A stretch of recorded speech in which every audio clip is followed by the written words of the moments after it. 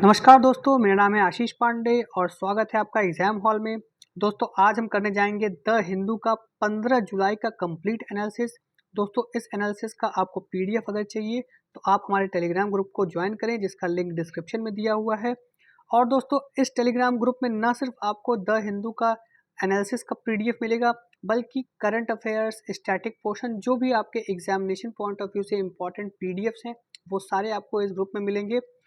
तो दोस्तों आज शुरू करते हैं हम द हिंदू का 15 जुलाई का एनालिसिस। दोस्तों आज के एनालिसिस में आपको बहुत मजा आएगा, क्योंकि हमारे देश ने चंद्रयान 3 का सफल प्रक्षेपण कर दिया है, लॉन्च कर दिया है। और आज मैं आपको स्टेप बाय स्टेप सारी चीज़ें बताऊंगा कि ये जो इंटीग्रेटेड प्रपल्शन मॉड्यूल है वो कैसे मून के ऑर्बिट में पहुंचेगा और वहाँ कैसे हमारे जो लैंडर और रोवर है उनकी सॉफ्ट लैंडिंग होगी। तो ये सारी चीज़ें मैं आपको बताऊंगा। तो ये आज बहुत मज़ा आने वाला है और बहुत ही इन्फॉर्मेटिव होने वाला है ये सेक्शन। तो दोस्तों ज़रूर देखें, आप पूरा वीडियो देखें। तो चलिए शुरू करते हैं दोस्तों कल 2:30 बजे 2:35 पे सतीश धवन स्पेस सेंटर से श्रीहरिकोटा में LMV-3 लॉन्च व्हीकल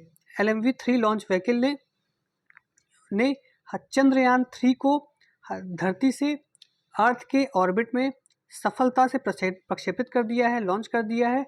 और दोस्तों अब जो है इंटीग्रेटेड प्रपल्शन मॉड्यूल, जो इसका एक मॉड्यूल है जो इसको मून तक ले जाएगा, वो फेज इसका शुरू हो गया है दोस्तों। तो सिलसिलेवार तरीके से बताते हैं दोस्तों कि क्या हुआ है, कैसे होगा और सॉफ्ट लैंडिंग इस चंद्रयान 3 जो हमारा जो मिशन है, इसकी सॉफ्ट लैंडिंग कैसे होगी मून पे। तो दोस्तों कल हमारे देश ने इसको लॉन्च किया है और 21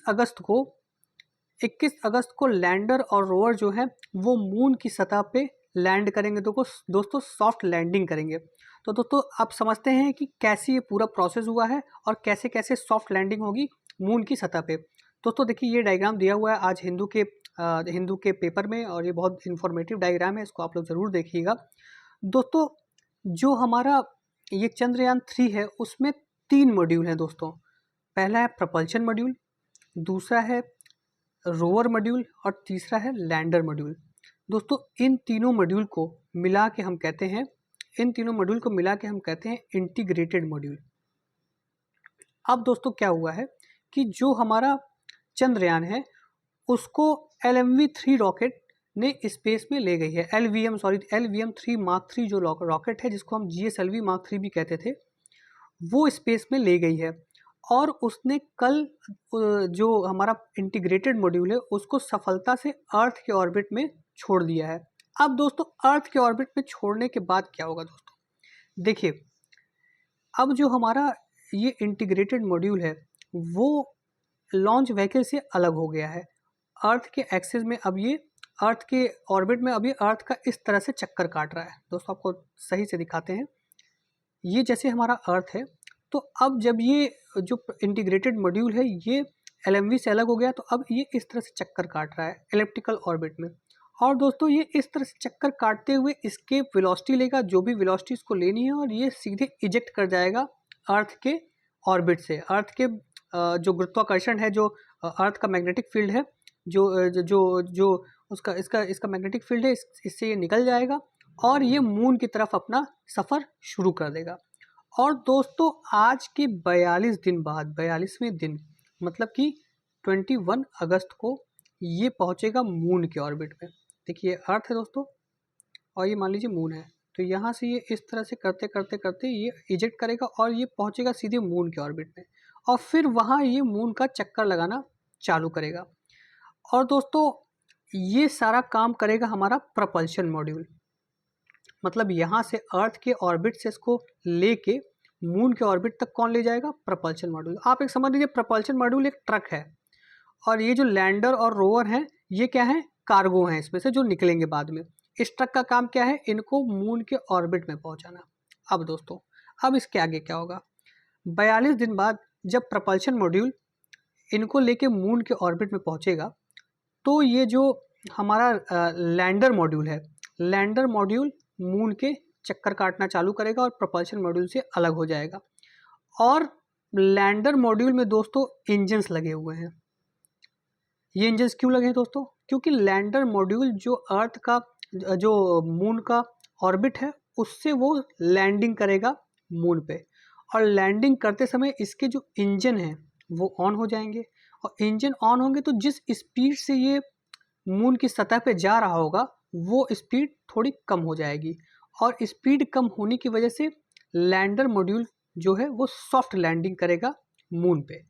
सॉफ्ट लैंडिंग मून पे करने के बाद दोस्तों, मून पे दोस्तों सॉफ्ट लैंडिंग करने के बाद ये हमारा लैंडर मॉड्यूल है, इससे फिर रोवर निकलेगा। रोवर एक छोटा सा ट्रॉली लाइक शेप है, ट्रॉली लाइक डिवाइस है इस तरह से। ये रोवर निकलेगा लैंडर से, लैंडर मॉड्यूल से, और ये सारे एक्सपेरिमेंट्स करेगा मून के नॉर्थ पोल पे।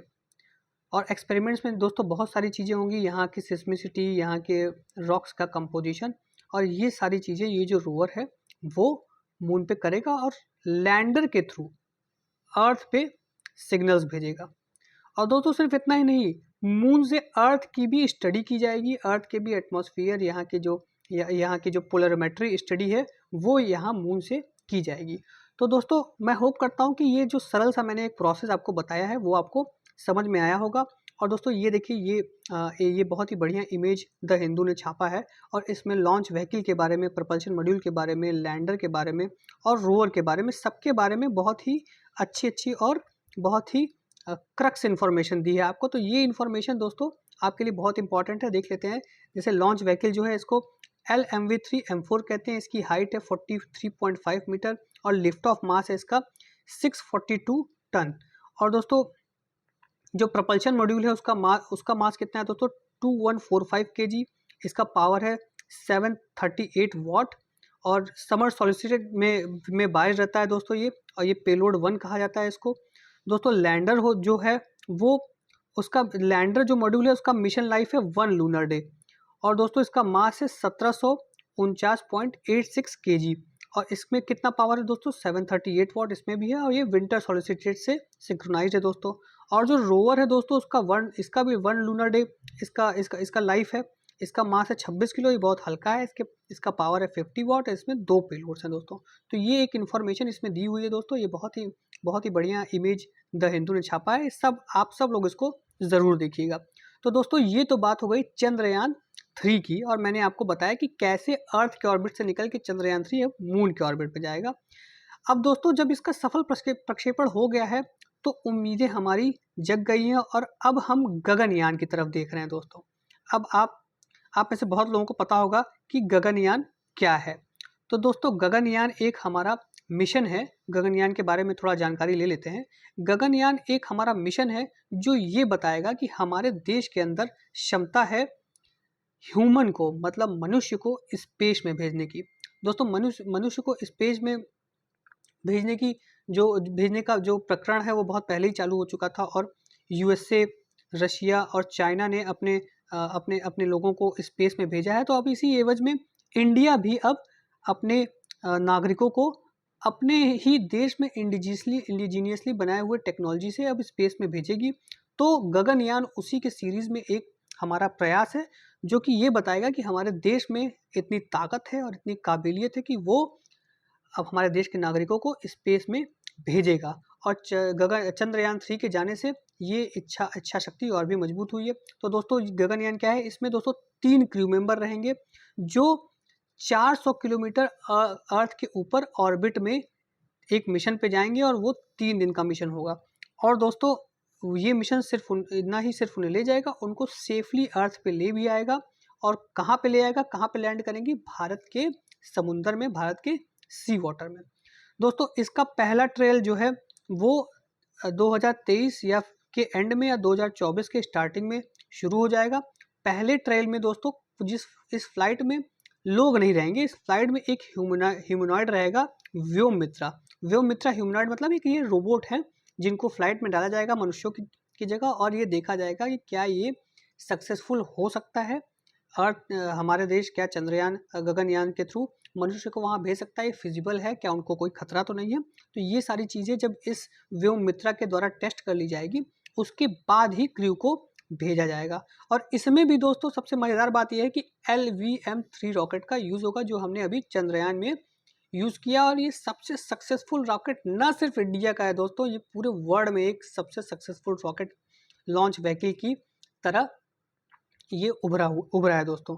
और LMV-3 के जो लॉन्च व्हीकल है दोस्तों, इनको फिर से रिकॉन्फ़िगर किया जाएगा गगनयान में। ह्यूमंस को स्पेस ले जाने के लिए लॉन्च व्हीकल बनाने के अनुकूल उसको रिकॉन्फ़िगर किया जाएगा। ऐसा बनाया जाएगा कि ये लॉन्च व्हीकल अब सैटेलाइट्स नहीं बल्कि ह्यूमंस को स्पेस में ले जाए। इस तरह से इसको रिकॉन्फ़िगर किया जाएगा और इसका नाम रखा जाएगा human related LMV-3। Human related LMV-3 जो कि लोगों को 400 किलोमीटर लो अर्थ ऑर्बिट पे ले जाके 3 दिन की यात्रा कराएगा और वहाँ एक्सपेरिमेंटेशन होगा और उसके बाद पूरी सेफ्टी के साथ उनको वापस हिंदुस्तान के समुंदर के पानी में ले आके लैंड कराएगा दोस्तों। तो ये था गगनयान प्रोजेक्ट के बारे में कुछ जानकारी। और चंद्रयान के लॉन्च होने के बाद हमारी उम्मीदें अब गगनयान प्रोजेक्ट से भी काफ़ी बढ़ गई हैं। तो दोस्तों अब हम आगे बढ़ते हैं अगली खबर पे। दोस्तों हमारे प्रधानमंत्री मोदी जी फ्रांस की यात्रा पे गए हैं और बहुत सारे डील्स हुए हैं फ्रांस के साथ। हमारे बहुत सारे इम्पॉर्टेंट डील्स हुए हैं जो कि हमारे देश के स्ट्रेटेजिक और इकोनॉमिक डेवलपमेंट के लिए बहुत ही महत्वपूर्ण है। तो इंडिया फ्रांस रिलेशन के बारे में दोस्तों हमने कल डिटेल में देखा था। तो आज हम इंडिया फ्रांस रिलेशन के अलग अलग डायमेंशंस पे चर्चा नहीं करेंगे क्योंकि कल की वीडियो में हमने ये चर्चा ऑलरेडी की थी। जो लोगों ने नहीं देखा है वो कल के वीडियो को, कल के हिंदू एनालिसिस को देखें जिसमें हमने इंडिया फ्रांस के रिलेशन का एक बहुत ही विस्तार से विश्लेषण किया है। आज हम देखेंगे कि जो मोदी जी की जो यात्रा थी उस यात्रा से क्या क्या निकल के आया है, क्या क्या डील्स हुई हैं, क्या क्या MOUs हुए हैं, ये सारी चीज़ें आज हम इस एनालिसिस में देखेंगे। तो देखिए दोस्तों, सबसे पहला डील जो हुआ है वो है joint development of combat aircraft engine. दोस्तों अभी आपको याद होगा कि हमारे जो मोदी जी हैं वो USA गए थे और वहाँ जनरल इलेक्ट्रिक और हॉल ने तेजस के लिए जॉइंट इंजन डेवलप करने का एक MOU साइन किया था और उस इंजन का नाम क्या था, F414, जो कि हमारे लाइट कॉम्बैक्ट एयरक्राफ्ट MK2 के लिए बनाए जाएंगे। तो दोस्तों उसी एवज में फ्रांस ने भी कमिट किया है हमको कि वो भी भारत के साथ मिलके एयरक्राफ्ट इंजन का निर्माण भारत में करेगा with complete transfer of technology. वो सारे कंप्लीट ट्रांसफर ऑफ टेक्नोलॉजी देगा हमको। और किस इंजन के लिए दोस्तों देगा? USA तो F414 के लिए दे रहा था, फ्रांस जो है वो सफरान इंजन के लिए हमको कंप्लीट ट्रांसफर ऑफ टेक्नोलॉजी देगा। और फ्रांस ने हमको पहले भी सफरान इंजन ऑफर किया था तेजस लाइट कॉम्बैक्ट एयरक्राफ्ट के लिए, लेकिन हमने USA के इंजन को हमने यूज़ किया था क्योंकि हमारा जो इंडिजीनियस इंजन डेवलपमेंट प्रोग्राम था वो पूरा सही से नहीं हो पाया था। इसलिए दोस्तों USA ने हमको इंजन ऑफर किया था और हमारा जो कावेरी इंजन डेवलपमेंट प्रोग्राम था वो तेजस में फिट नहीं हो पाया, इसीलिए हमें इंजन वहाँ से इंपोर्ट करना पड़ा दोस्तों। लेकिन अब जब फ्रांस और USA दोनों ने कमिट किया है कि भैया हम आपके देश में इंजन बनाएंगे ही, और न सिर्फ इंजन बनाएंगे, हम इसका ट्रांसफ़र ऑफ टेक्नोलॉजी आपको कम्प्लीटली कर देंगे। तो दोस्तों अब उम्मीदें बन रही हैं कि हमारे देश में बहुत ही जल्द फाइटर एयरक्राफ्ट बनेंगे जो 100% स्वदेशी होंगे। सारी टेक्नोलॉजी उनकी स्वदेशी होगी।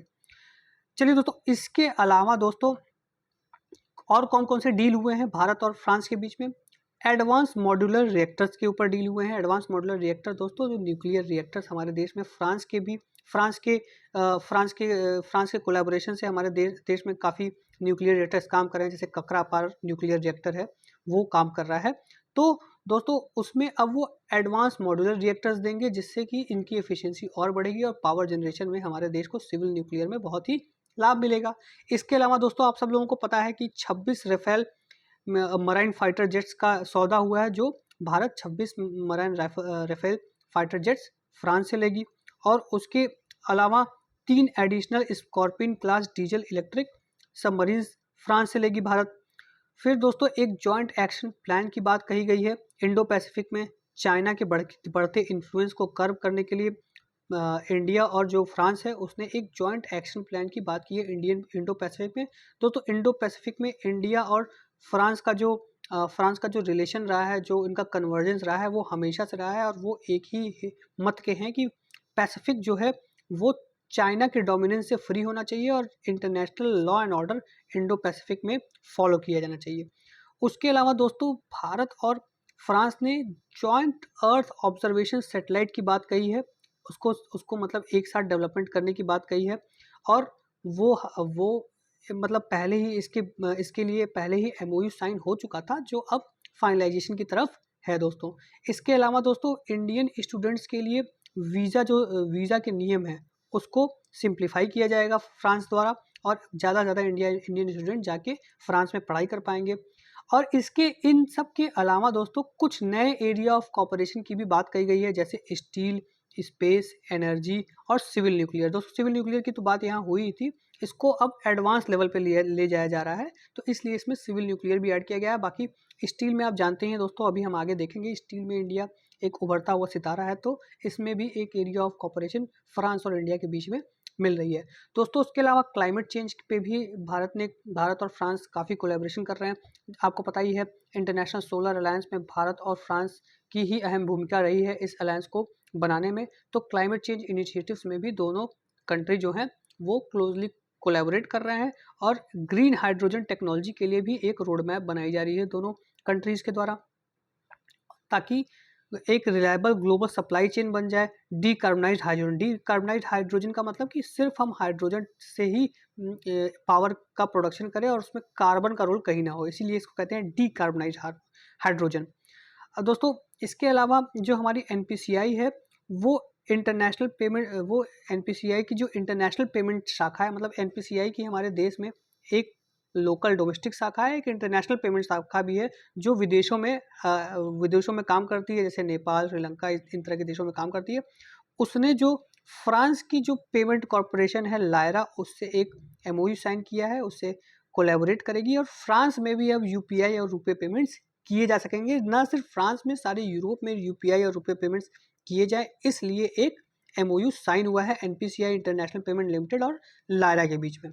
और दोस्तों आपको सबको पता ही है कि बेस्टाइल डे परेड में हमारे प्रधानमंत्री जो हैं वो चीफ गेस्ट बने थे, जहां हमारे इंडियन आर्म फोर्सेस की तीनों सर्विसेज की कंटीजेंट ने पार्ट लिया था।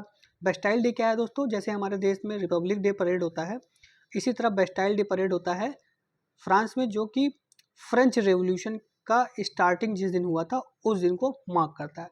तो दोस्तों ये एक इंडिया और फ्रांस के बीच में जो डील्स हुई थी उसका मोटा मोटी एक ये खाका था, ये आपको पता होना चाहिए। मेंस पॉइंट ऑफ व्यू से बहुत इंपॉर्टेंट है दोस्तों। आईआर में आप इंडियन फ्रांस रिलेशन पे ये भर के फॉर्डर पॉइंट्स इसमें मैंने दिए हैं आपको, आप खूब लिख सकते हैं। और उसके अलावा पीटी पॉइंट ऑफ व्यू से भी इंपॉर्टेंट है दोस्तों, क्योंकि इसमें बहुत सारी ऐसी चीज़ों का नाम लिया गया है, जैसे सफरान इंजन, कितने रेफेल फाइटर्स हैं, और scorpion class diesel electric submarines हैं, वो प्रोजेक्ट P75 के अंडर आते हैं। ये सारी चीज़ें भी आपको पता होनी चाहिए, क्योंकि पीटी में पूछा जा सकता है, क्योंकि पीटी आप जान ही रहे हैं उसमें कुछ भी पूछ सकते हैं, अंडर द सन कोई भी चीज़ आती है वो आप पूछ सकते हैं। चलिए दोस्तों अब आगे बढ़ते हैं। देखिए जो हमारी मेट डिपार्टमेंट है, इंडियन मेट डिपार्टमेंट, उसने येलो अलर्ट जारी किया है आज के लिए।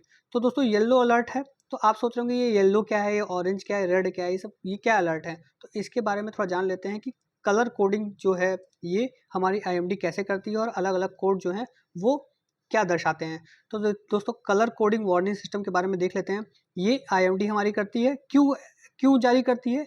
क्योंकि इससे ये बताती है कि भैया आपके क्षेत्र में आज वेदर कितना सीवियर होगा। सीवियरिटी मतलब कि ज़्यादा सीवियर होगा कि कम सीवियर होगा, कि मंद मंद सुगंधित हवाएं चलेंगी, आप उसका लाभ उठाएंगे, या फिर बहुत तेज़ की हवाएं चलेंगी कि आप घर में बैठिए। तो इसकी सीवियरिटी की जानकारी आईएमडी देता है, और ये जानकारी इसलिए देता है कि आप जो उस सीवियरिटी ऑफ वेदर की जो पोटेंशियल डैमेज है उससे आप बच सकें, जो डिस्रप्शन हो सकते हैं उससे आप बच सकें, और आपके जीवन पे कोई भी खतरा ना हो, डेंजर हो, लाइफ पे कोई भी डेंजर ना हो। और ये फ्लड्स जब मतलब बाढ़ आती है तो उस दौरान भी इस अलर्ट को इशू किया जाता है, क्योंकि अगर बारिश ज़्यादा होगी तो बाढ़ बढ़ेगा, बारिश कम होगी तो बाढ़ का लेवल घटेगा। तो इससे भी लोगों को जानकारी मिल जाती है बाढ़ के समय कि बाढ़ की स्थिति क्या रहने वाली है। 4 तरह के कलर होते हैं दोस्तों। सबसे पहले होता है ग्रीन कलर है तो मतलब मौसम बढ़िया है, बाहर निकलिए, घूमिए घामिए, खाइए पीजिए, कोई दिक्कत नहीं है। लेकिन अगर भैया येलो हो गया तो बाहर से आप घर में आ जाइए तुरंत, क्योंकि हो सकता है कि बैड वेदर जो है बहुत ही सीवियरली बैड हो जाए और कुछ दिन तक बैड ही रहे, मतलब कि भैया तैयारी के साथ बाहर निकलिए। और इसमें ये भी हो सकता है कि वेदर जो है वो बहुत तेज़ी से और ख़राब हो सकता है, मतलब ख़राब तो है ही, वो बहुत तेज़ी से और भी ख़राब हो सकता है और आपके दिन दिन प्रतिदिन की जो भी एक्टिविटीज़ हैं उनको डिसरप्ट कर सकता है। तो इसके लिए येलो अलर्ट होता है, जो कि अभी जारी किया गया है कि भैया वेदर जो है दिल्ली में तो ख़राब चल ही रहा है और ख़राब हो सकता है, बाढ़ तो आई गई है और बाढ़ आ सकती है, तो ये येलो अलर्ट बताता है। फिर होता है भैया ऑरेंज अलर्ट, एम्बर, जिसमें रहता है कि अब आप भैया तैयार रहो, क्योंकि वेदर हो चुका है ख़राब और वेदर जो है बहुत बैड है, एक्सट्रीमली बैड वेदर है, उसके बारे में वार्निंग देता है। और जो वेदर है वो आपके आने जाने में, रेल में, रोड में, पावर सप्लाई में सबको इफेक्ट करेगा। भैया लाइट नहीं रहेगी घर में, रेल बंद हो जाएंगी चलना, पानी भर जाएगा जगह जगह, तो कम्यूट करने में भी प्रॉब्लम होगा, कहीं पेड़ गिर जाएगा, कहीं तार गिर जाएगा। तो आप ऑरेंज अलर्ट में जो थोड़ा डिस्ट्रक्शन का लेवल है वो येलो अलर्ट से ज़्यादा होता है, इसलिए आपको अलर्ट किया जाता है कि आप मौसम से एकदम अलर्ट रहें और बहुत ज़रूरत पड़ने पे ही बाहर निकलें। अब भैया आता है रेड अलर्ट। भैया ऑरेंज अलर्ट में जो है वो आपको सिर्फ सिर्फ वेदर से ही आपको नहीं वार्न किया जाता है, प्रशासन को भी कहा जाता है कि भैया आप भी तैयार रहिए।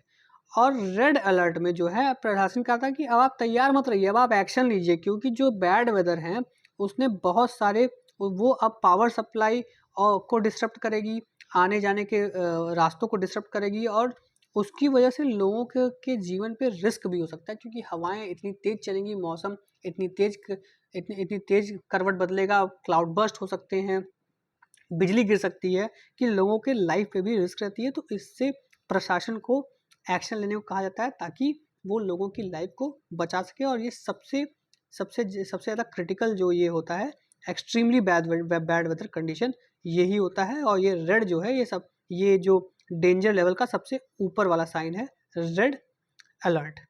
तो ये दोस्तों ये चारों अलर्ट था, होप करता हूँ आपको समझ में आया होगा। अब हम आगे बढ़ते हैं।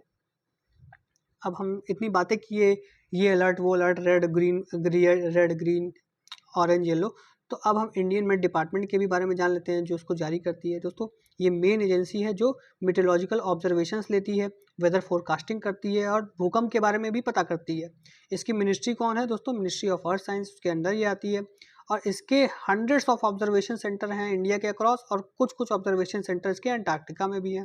इसके रीजनल ऑफिस कहाँ कहाँ हैं दोस्तों? चेन्नई, मुंबई, कोलकाता, नागपुर, गुवाहाटी और न्यू दिल्ली में। और दोस्तों ये वर्ल्ड मेट ऑर्गेनाइजेशन का one of the 6 regional specialised meteorological centre भी है। वर्ल्ड मेट ऑर्गेनाइजेशन मतलब जो हमारे इधर क्या कहते हैं, इंडियन ओशन वाला जो रीजन है, उसमें IMD की हेल्प लेती है वेदर फोरकास्टिंग और अलग और भी चीज़ें ऑब्जर्व करने के लिए। और दोस्तों इसकी रिस्पॉन्सिबिलिटी क्या है IMD की? Forecasting, naming and distributing warning, tropical cyclone in North Indian Ocean region, Malacca Strait, Bay of Bengal और अरेबियन सी, मतलब ट्रॉपिकल साइक्लोन्स इन रीजन्स में ये बताती है कि ट्रॉपिकल साइक्लोन आने वाले हैं, और वेदर फोरकास्टिंग करती हैं।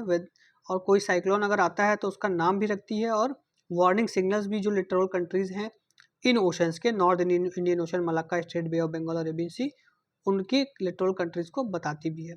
तो ये दोस्तों IMD के बारे में कुछ जानकारी थी। अब आगे बढ़ते हैं भैया। अब आता है ट्राइबल एडवाइजरी काउंसिल।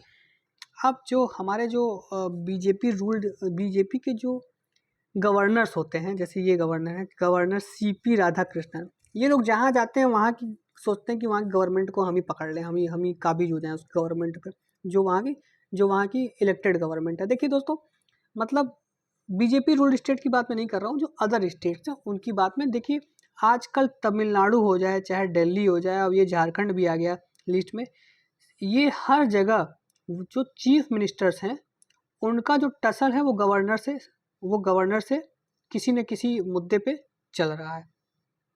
तो दोस्तों अब ये नया एक मुद्दा आया है कि जो गवर्नर है झारखंड के CP राधाकृष्णन, अब वो कह रहे हैं कि ट्राइबल एडवाइजरी काउंसिल को अब मैं चेयर करूँगा। अभी तक जो झारखंड का ट्राइबल एडवाइजरी काउंसिल है उसको वहाँ के CM सोरेन साहब जो हैं वो क्या कहते हैं, चेयर करते हैं, वो उसके एक्स ऑफिशियो हेड हैं।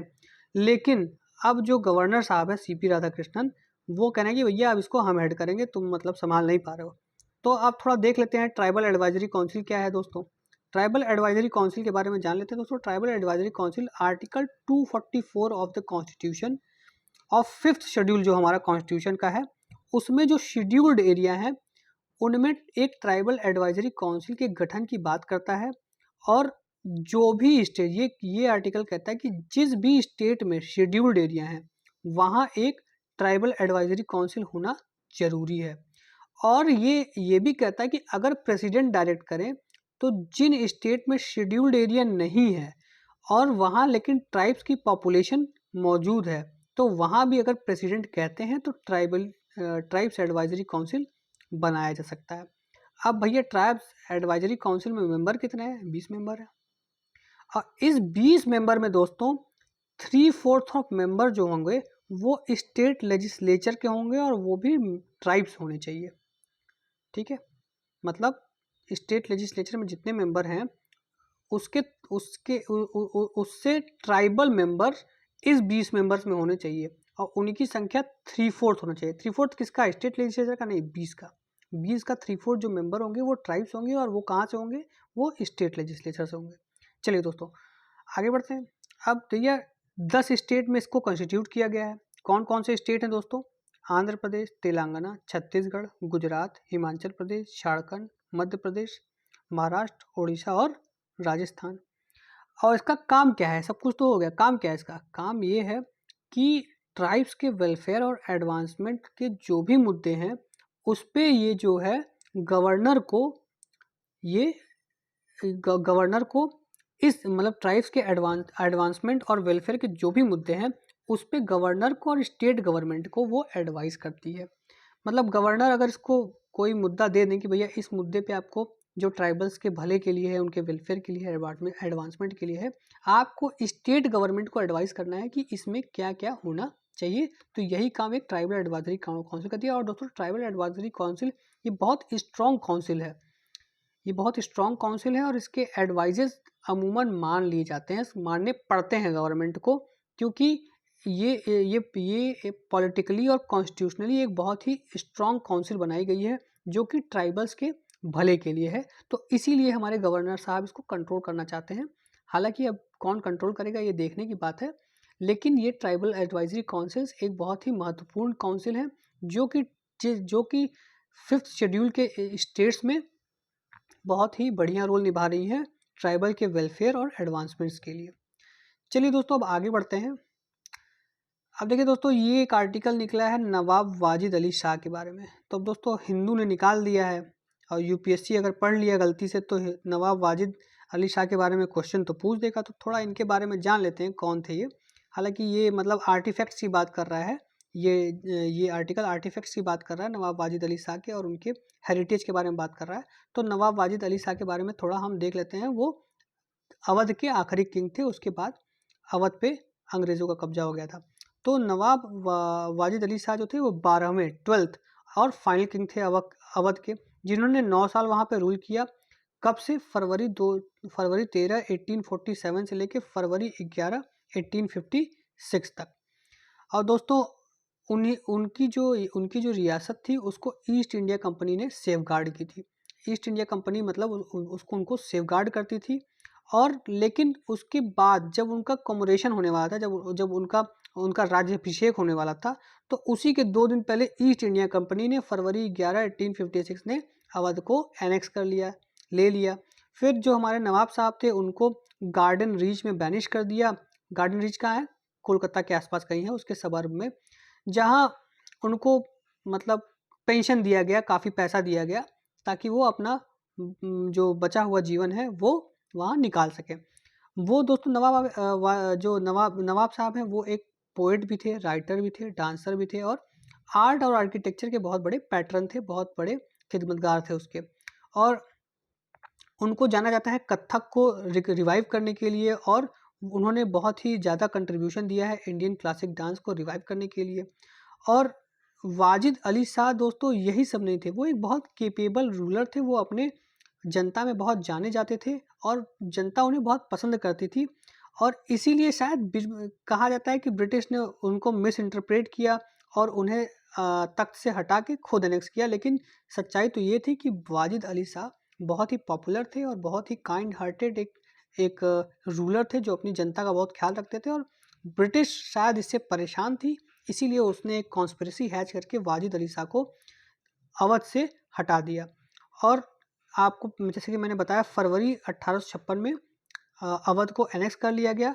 और एनेक्स करने के बाद जो किंग हैं वो कानपुर मूव कर गया और कानपुर के बाद वो कलकत्ता में चले गए जहां उनकी मृत्यु हो गई। इनकी पत्नी कौन थी दोस्तों? बेगम हजरत महल इनकी पत्नी थी।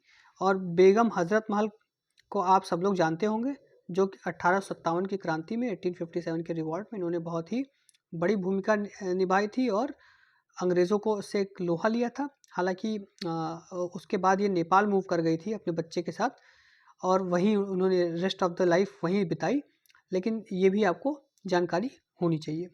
चलिए दोस्तों अब आगे बढ़ते हैं। ईस्ट एशिया समिट दोस्तों, ईस्ट एशिया समिट की मीटिंग चल रही है कहाँ? जकार्ता में। जकार्ता कहाँ है दोस्तों? इंडोनेशिया में। तो जकार्ता में ईस्ट एशिया समिट की मीटिंग चल रही है और वहाँ जो हमारे फॉरेन मिनिस्टर एस जयशंकर है उन्होंने चाइना को कहा कि भैया जो हमारे आउटस्टैंडिंग इश्यूज़ हैं उनको आप निपटा लीजिए। चलिए बातचीत तो हमारे बीच में चल ही रही है, ट्रेड वेड चल ही रहा है, स्टील आपके यहाँ से इंपोर्ट हो ही रहा है, सब ठीक है। लेकिन भैया जो बॉर्डर पे आउटस्टैंडिंग इशू हैं गलवान को लेके और चुमार सेक्टर को लेके और पैंगोंग सो लेक को लेके, ये सबको आप सॉल्व करिए क्योंकि ये मुद्दे बहुत दिन से चल रहे हैं और इसको सॉल्व करना ज़रूरी है। आपको मज़ा आता होगा लेकिन हम लोग को नहीं आता है और इसका जो समाधान है वो बहुत ज़रूरी है। तो दोस्तों अब ये ईस्ट एशिया समिट में ये बात हुई है तो ईस्ट एशिया समिट को थोड़ा हम जान लेते हैं। ईस्ट एशिया समिट क्या है? यूपीएससी में ईस्ट एशिया समिट पे क्वेश्चन भी आ चुका है। तो ईस्ट एशिया समिट दोस्तों एक ASEAN association of South East Asian nations जो है उनका इनिशिएटिव है और ये एनुअल मीटिंग्स होती हैं आशियन के जो हेड ऑफ स्टेट्स हैं और जो ईस्ट एशिया समिट के जो मेंबर्स हैं उनके बीच में, जहां वो अपने आशियन और जो मेंबर कंट्रीज हैं उनके कॉमन कंसर्न्स और इंटरेस्ट के बारे में चर्चा करते हैं। 2005 में दोस्तों ये शुरू हुआ था और इसमें 16 पार्टिसिपेटिंग कंट्रीज थे जिसकी पहली मीटिंग हुई थी कुआलालंपुर में। अब दोस्तों इसके 2005 में इसके कौन कौन से मेंबर थे? 16 जो मेंबर थे वो कौन थे? 10 एशियन कंट्री हो गई और उसके अलावा ऑस्ट्रेलिया, चाइना, दोस्तों इंडिया भी इसका मेंबर है, ध्यान रखिएगा, जापान, न्यूजीलैंड और रिपब्लिक ऑफ कोरिया।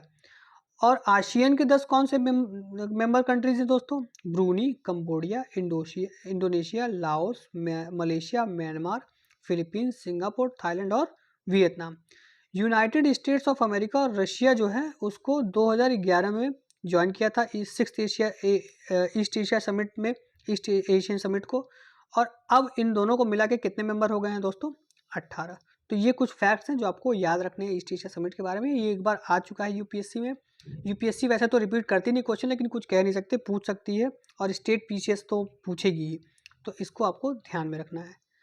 अब देखिए दोस्तों ये खबर आई है डेटा प्रोटेक्शन बिल के बारे में। दोस्तों डेटा प्रोटेक्शन बिल जो है ये अभी जो हमारा मॉनसून सेशन है वो उसमें पास होने वाला है।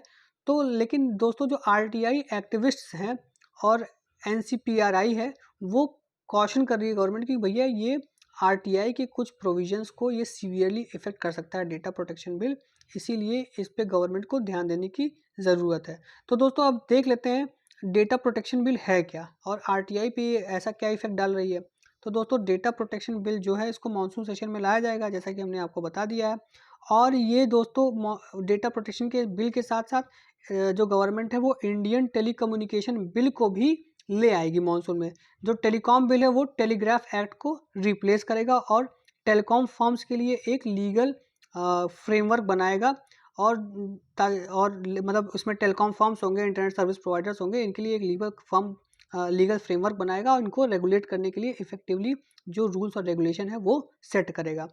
और दोस्तों जो डेटा प्रोटेक्शन लेजिस्लेशन है वो पर्सनल डेटा जो हमारे भारतीय सिटीजन हैं उनकी पर्सनल डेटा को मैनेज करने के लिए जो रिक्वायरमेंट्स है वो डेटा कलेक्टिंग ऑर्गेनाइजेशंस को बताएगा। मतलब जो हमारे भारतीय सिटीजन हैं उनकी जो पर्सनल डेटा जो डेटा कलेक्शन ऑर्गेनाइजेशंस लेके अपने पास रखती हैं उनको कैसे मैनेज करना है ये बताएगा हमारा डेटा प्रोटेक्शन बिल, जैसे मान लीजिए आप बैंक गए, बैंक में आपका सारा आधार कार्ड, पैन कार्ड सब रख लिया, आपका घर का नंबर और आपका पर्सनल नंबर, बैंक सब उठा के रख लिया। तो अब ये जो डेटा प्रोटेक्शन बिल है ये बताएगा कि भैया इसको आपको कैसे रखना है, कैसे मैनेज करना है, किसको देना है, किसको नहीं देना है, ये सारी चीज़ें डेटा प्रोटेक्शन बिल बताएगा। और दोस्तों एक डेटा प्रोटेक्शन बोर्ड भी बनेगा, उसमें टेक्निकल एक्सपर्ट्स रहेंगे, गवर्नमेंट के लोग रहेंगे, और ये जो प्रोटेक्शन बोर्ड है ये गाइडलाइंस जारी करेगी। गाइडलाइंस किस पे जारी करेगी दोस्तों, कि आपका जो ये जो मैंने अभी बताया कि आपका जो डेटा है जो ऑर्गेनाइजेशंस अपने पास रखेंगी उसको वो कैसे यूज़ करेंगी और कैसे उसको प्रोटेक्ट करेंगी, कैसे उसको यूज़ करेंगी और कैसे उसको प्रोटेक्ट करेंगी, किसको किसको देंगी, किसको किसको नहीं देंगी और क्या क्या कंडीशंस पे देंगी, ये सारी चीज़ें ये बोर्ड तय करेगा दोस्तों।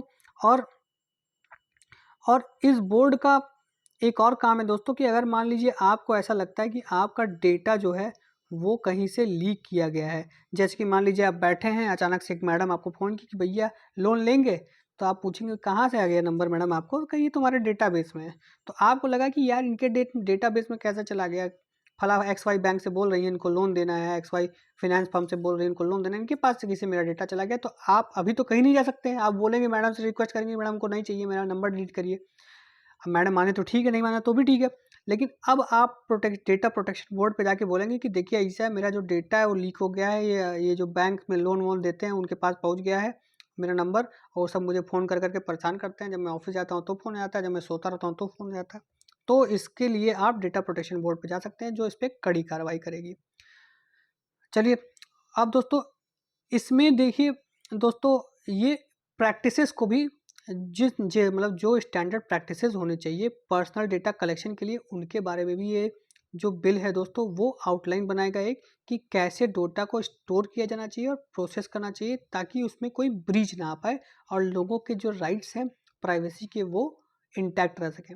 लेकिन देखिए दोस्तों अब इसमें जो आरटीआई एक्टिविस्ट हैं, राइट टू इन्फॉर्मेशन वाले एक्टिविस्ट हैं, वो हल्ला कर रहे हैं कि देखो यार इसमें जो आपने आरटीआई एक्ट में अमेंडमेंट कर रहे हैं वो गलत है।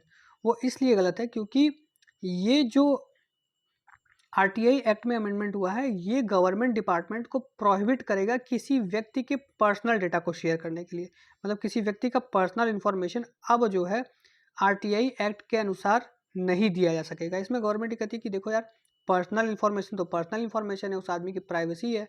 अब आरटीआई के थ्रू आप किसी की प्राइवेसी तो नहीं भंग कर सकते ना। किसी नोडल ऑफिसर, कोई गवर्नमेंट डिपार्टमेंट के किसी प्रोजेक्ट का नोडल ऑफिसर है तो आप उसका फ़ोन नंबर, आधार नंबर, पैन नंबर ऐसे ही थोड़ी बांट सकते हैं किसी को आरटीआई में। तो इसके लिए जो आरटीआई एक्ट में अमेंडमेंट करके जो डेटा प्रोटेक्शन बिल है उसमें ये कहा गया है कि अब आरटीआई के थ्रू जो पर्सनल इन्फॉर्मेशन है किसी की वो नहीं दी जा सकेगी। तो इस पे बहुत कंसर्न रेज हुआ है। इसमें आरटीआई एक्टिविस्ट ये कह सकते हैं कि जो पब्लिक ऑफिस बियरर हैं, जो बड़े बड़े आईएएस हैं, आईपीएस हैं, उनकी इन्फॉर्मेशन तो चाहिए ना भैया। किसी प्रोजेक्ट पे मान लीजिए उन्होंने कुछ गबन कर दिया, कुछ पैसा वैसे खा लिए, तो इन्फॉर्मेशन में तो ये होना चाहिए ना कि फला व्यक्ति ने फला जिनके पास इतनी प्रॉपर्टी हो गई है, मतलब मान लीजिए। अब देखिए अब आपको बताता हूँ दोस्तों, गवर्नमेंट जो सर्वेंट्स होते हैं ग्रुप बी के ऊपर, ग्रुप बी के जो गेस्टेड ऑफिसर्स होते हैं वो अपनी प्रॉपर्टी के बारे में सरकार को इन्फॉर्मेशन देते हैं हर साल। तो दोस्तों अगर किसी व्यक्ति को ये लगता है कि फला जो व्यक्ति है इसने करप्शन किया है और उसकी प्रॉपर्टी बहुत ज़्यादा है जितनी नहीं होनी चाहिए, हालांकि गवर्नमेंट ही पूछ लेती है, लेकिन अगर गवर्नमेंट की साठ डांट से इसने प्रॉपर्टी बनाई है तो उस पर आरटीआई एक्ट के अनुसार आदमी, मतलब कोई भी एक्टिविस्ट जवाब मांग सकता है कि भैया इनके पास इतनी प्रॉपर्टी कहाँ से आ गई। तो अब ये सारी चीज़ें डेटा प्रोटेक्शन बिल में नहीं हो पाएगी। होप करता हूँ आपको समझ में आ गया होगा। अब देखिए दोस्तों हमारा जो एक्सपोर्ट है वो काफ़ी दिन से स्लाइड डाउन कर रहा है, मतलब कम हो रहा है, और मतलब ये 9 महीने से डिप करता जा रहा है। तो क्यों डिप करता जा रहा है दोस्तों, सबसे पहले बता दूं कि ये जो एक्सपोर्ट डिप है वो 7वीं बार हो रहा है 9 महीने में, 9th मंथ में 7वीं बार हो रहा है। अब इसका रीज़न क्या है दोस्तों, रीज़न हमारा देश नहीं है दोस्तों, रीज़न ये है कि जहाँ हम एक्सपोर्ट करते हैं, खासकर जिन कंट्रीज़ में हम एक्सपोर्ट करते हैं जैसे कि यूएस और ईयू, वहाँ इस समय स्लो डाउन चल रहा है। स्लो डाउन मतलब कि माइल्ड रिसेशन चल रहा है वहाँ पे। और माइल्ड रिसेशन की वजह से दोस्तों जो डिमांड है इन जो जो यूएस और ईयू में जो डिमांड है वो कम हो गई है। सॉरी दोस्तों, डिमांड जो है वो कम हो गई है। अब दोस्तों जो डिमांड कम हो गई है तो हमारा जो एक्सपोर्ट है वो भी, जो हमारा एक्सपोर्ट है वो भी अब कम हो गया है यूएस और ईयू के लिए। जैसा कि दोस्तों पिछले लेक्चर्स में मैंने आपको बताया कि इंडिया जो है सबसे ज़्यादा एक्सपोर्ट यूएस को करता है, सबसे ज़्यादा एक्सपोर्ट इंडिया यूएस को करता है, फिर यूरोपियन यूनियन को करता है। तो दोस्तों यूएस और यूरोपियन यूनियन में जब डाउन होगा तो हमारा एक्सपोर्ट भी इफेक्टेड होगा इससे। इसके अलावा दोस्तों जो यूएस और ईयू के जो सेंट्रल बैंक है उन्होंने इंटरेस्ट रेट बढ़ा दिए हैं। इंटरेस्ट रेट बढ़ाने से क्या होगा दोस्तों, इंटरेस्ट रेट बढ़ाने से जो डिमांड है, इंटरेस्ट रेट जब बढ़ जाएगा तो डिमांड जो है वो कम हो जाएगा, और डिमांड जब कम होगा तो वहाँ जो इन्फ्लेशन है, जैसे मैंने परसों इन्फ्लेशन का लेक्चर लिया था तो बताया था कि इन्फ्लेशन कैसे, डिमांड जब कम होगा तो इन्फ्लेशन कंट्रोल में आएगा। तो ये सारे जो इकोनॉमीज है वो अपनी इन्फ्लेशन को कंट्रोल में कर रहे हैं। अब लेकिन जब डिमांड कम हो जा रहा है, डिमांड कम हो जा रहा है तो हमारे जो देश से एक्सपोर्ट जा रहा है, एक्सपोर्ट हो रहे हैं आइटम्स वो भी कम हो जा रहे हैं। तो ये दोस्तों ये रीज़न है हमारे एक्सपोर्ट के कम होने का, जो कि 22% कम हो गया। ये कुछ ज़्यादा ही है लेकिन कम हो गया। लेकिन दोस्तों एक अच्छी खबर ये है कि हमारे जो इम्पोर्ट्स हैं वो भी 17.5% कम हो गए। वो क्यों कम हो गए दोस्तों, क्योंकि जो कमोडिटी प्राइस है, कमोडिटी प्राइस जो है वो कम हो गई है। वो क्यों कम हो गई है दोस्तों, क्योंकि जो बाहर के देश हैं वहाँ भी जो स्लो डाउन चल रहा है तो उन्होंने भी जो जो एसेंशियल कमोडिटीज़ हैं वो जो एक्सपोर्ट करते हैं उसको सस्ता कर दिया है और सस्ते दाम पे एक्सपोर्ट कर रहे हैं ताकि उनका फॉरेक्स रिजर्व बना रहे। और फॉरेक्स रिजर्व उनका बना रहेगा तो उनके यहाँ जो इकोनॉमिक स्टेबिलिटी है वो बनी रहेगी, इन्फ्लेशन कंट्रोल होगा। तो वो कमोडिटी के जो प्राइसेस हैं उसको घटा दिए हैं ताकि वो ज़्यादा एक्सपोर्ट हैं और इंडिया जैसी मार्केट्स में कम्पिटिटिव रहें। तो इसीलिए जो कमोडिटी प्राइसेस हैं वो घट गए हैं और हमारा जो इम्पोर्ट बिल है वो घट गया है। तो दोस्तों यही सारे रीज़न है कि हमारे एक्सपोर्ट क्यों कम हुआ है और इम्पोर्ट भी कम हुआ है, जिसकी वजह से हमारा जो हमारा ट्रेड डेफिसिट है वो मेंटेन्ड है। वो हालांकि ट्रेड डेफिसिट थोड़ा बढ़ा ज़रूर है लेकिन अभी बहुत चिंता करने की बात नहीं है। चलिए दोस्तों अब नेक्स्ट खबर पे आते हैं। अब देखिए स्टेनलेस स्टील आ गया है पिक्चर में दोस्तों। देखिए हमारा देश जो है दोस्तों दुनिया में दूसरे नंबर का स्टेनलेस स्टील प्रोड्यूसर है। ये वाला मामला बताता हूँ, मामला क्या है दोस्तों। अभी अचानक से जो चाइना से हमारे देश में स्टेनलेस स्टील इंपोर्ट होता है, जो चाइना से हमारे देश में स्टेनलेस स्टील इंपोर्ट होता है दोस्तों, वो अचानक से उसका जो वॉल्यूम है वो 20% से बढ़ के 60% हो गया। 20% से बढ़ के 60% हो गया। तो इससे सब चिंता में आ गए कि अरे यार इतना इंपोर्ट होगा, तो इतना इंपोर्ट हो रहा है चाइना से। तो इससे जो क्या हुआ दोस्तों कि जो हमारी डोमेस्टिक इंडस्ट्री है उस पर खतरा पैदा हो गया। भैया जब सस्ते स्टील आपको चाइना से मिल जाएंगे तो अब हमारे यहाँ टाटा स्टील का, जिंदल स्टील का, सेल का स्टील कौन खरीदेगा? कोई नहीं खरीदेगा। जब चाइना से सस्ता मिल जा रहा है तो इनका कौन खरीदेगा? तो हमारी जो गवर्नमेंट है उसने अब ये कहा है कि इस चाइना से जो स्टील आ रहा है उस पर अब कस्टम ड्यूटी लगा दो। तो कस्टम ड्यूटी लगाने से क्या होगा, इसका दाम जो है इनके स्टील के दाम के बराबर हो जाएगा। अब इनके स्टील के दाम के बराबर हो जाएगा तो कंपटीटिव मार्केट हो जाएगा। हो सकता है इसका महंगा हो जाए, इनका सस्ता हो जाए तो इनका बिकने लगेगा। तो ये हमारा देश अब करने को सोच रहा है। ऐसा क्यों है दोस्तों? देखिए दोस्तों चाइना जो है वो वर्ल्ड का लार्जेस्ट क्रूड स्टील प्रोड्यूसर है। चाइना वर्ल्ड का लार्जेस्ट क्रूड स्टील प्रोड्यूसर है और इंडिया से बहुत ज़्यादा स्टील ये प्रोड्यूस करता है। और इसकी टेक्नोलॉजी बहुत कटिंग एज टेक्नोलॉजी है इसकी, जिसकी वजह से ये बहुत सस्ते स्टील, बहुत ही चीप स्टील प्रोड्यूस करता है और वर्ल्ड के मार्केट्स में ले जाके डंप कर देता है। तो डंपिंग, काउंटर वेलिंग, ये सब चीज़ें, ये सब इसके बारे में मैं आपको बाद में बताऊंगा, इसके एक मैं लेक्चर लूँगा इस पर। लेकिन जो चाइना है वो सस्ते स्टील ले जाके वर्ल्ड मार्केट में डंप कर देता है, जिसकी वजह से जो इस कंट्री में ले जाके ये स्टील डंप करता है वहाँ की डोमेस्टिक इंडस्ट्रीज इफेक्टेड होती हैं और उनका जो प्रोडक्शन है, उनका जो सेल है वो कम हो जाता है। तो कंट्रीज़ क्या करती हैं, इस डंपिंग के अगेंस्ट काउंटर वेलिंग ड्यूटीज़ लगाती हैं। डंपिंग के अगेंस्ट काउंटर वेलिंग ड्यूटीज़ लगाती हैं। और ये काउंटर वेलिंग ड्यूटीज़ जो होता है दोस्तों, वो जो कमोडिटी डंप की जा रही है उसके प्राइस को डोमेस्टिक मार्केट के टेटामाउंट मतलब बराबर ले आता है और जो डोमेस्टिक जो इंडस्ट्रीज़ होती हैं वो कम्पिटिटिव हो जाती हैं। तो दोस्तों मैं होप करता हूँ ये कॉन्सेप्ट आपको समझ में आया होगा। अब दोस्तों थोड़ा देख लेते हैं रैंकिंग क्या है दुनिया में। दोस्तों देखिए चाइना जो है सबसे बड़ा स्टील प्रोड्यूसर है, 920 मीट्रिक टन स्टील ये एक साल में प्रोड्यूस करता है दोस्तों। सेकंड नंबर पे दोस्तों इंडिया है, ये 109 मीट्रिक टन प्रोड्यूस करता है। दोस्तों देख रहे हैं कितना डिफरेंस है, 800 मीट्रिक टन से भी ज़्यादा का डिफरेंस है। मतलब इंडिया अभी कहीं नहीं है, चाइना को स्टील प्रोडक्शन में पाने के लिए बहुत टाइम लगेगा उसको। ठीक है दोस्तों। अब उसके बाद दोस्तों देखिए आता आता है जापान। जापान है 104, ये 2018 का फिगर है दोस्तों, 2019 का फिगर ये है। तो दोस्तों आप देख सकते हैं फिर भी लमसम वही है। जापान का है 99.3 मीट्रिक टन, यूएसए का 87.9 मीट्रिक टन और रशिया का है 71.4 मीट्रिक टन। ये टॉप 5 कंट्रीज हैं दोस्तों। अब दोस्तों जैसे कि मैंने बताया आपको, इंडिया वर्ल्ड का सेकंड बिगेस्ट प्रोड्यूसर है क्रूड स्टील का।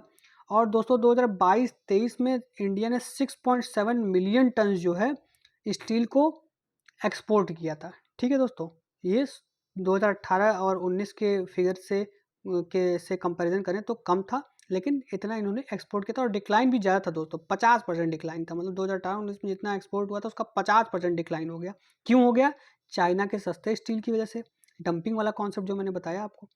और इंडिया के टॉप 3 मार्केट कौन है स्टील के दोस्तों? Nepal, Italy, Belgium.